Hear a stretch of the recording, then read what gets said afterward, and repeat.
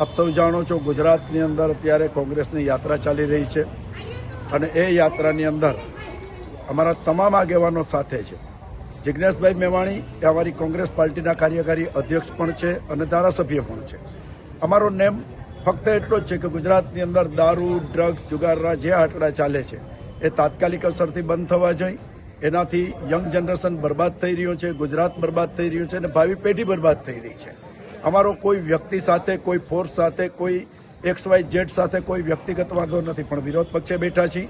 અમારી ફરજ છે, ગુજરાતની અંદર જો આવા ડ્રગ્સના અડ્ડાઓ, દારૂના અડ્ડાઓ, જુગારના અડ્ડાઓ સરેઆમ ચાલતા હોય, યંગ જનરેશન અને જનતા બરબાદ થતી હોય, તો એને બરબાદીમાંથી બચાવી એ અમારી ફરજનો એક ભાગ છે. અને એટલા માટે ક્યાંક અમિતભાઈ ચાવડા હોય, ક્યાંક ભરતસિંહ સોલંકી હોય, ક્યાંક શક્તિસિંહ ગોહિલ હોય, ક્યાંય જિજ્ઞેશભાઈ મેવાણી હોય, ક્યાંય વિક્રમ માડમ હોય, એ પોતપોતાની રીતે પોતપોતાના જિલ્લાઓમાં ને પોતાને સોંપેલી જવાબદારીઓમાં અમે આગળ વધીએ છીએ. અમે SP સાહેબને રૂબરૂ મળીને આજે રજૂઆત કરી. SP સાહેબ જામનગરે અમને ખાતરી આપી છે અને જ્યાં પોલીસને જરૂર પડશે અહીંયા કોંગ્રેસ પાર્ટીનો એક સૈનિક એ પોલીસને પણ મદદ કરશે. પણ તાત્કાલિક અસરથી ગુજરાતની અંદર જ્યાં જેની સરહદ આવતી હોય એમને તાત્કાલિક આ જે દેશી આંકડાઓ છે દારૂ, જુગાર, ડ્રગ્સના, એ તાત્કાલિક અસરથી બંધ કરવા એવી અમારી માગણી છે.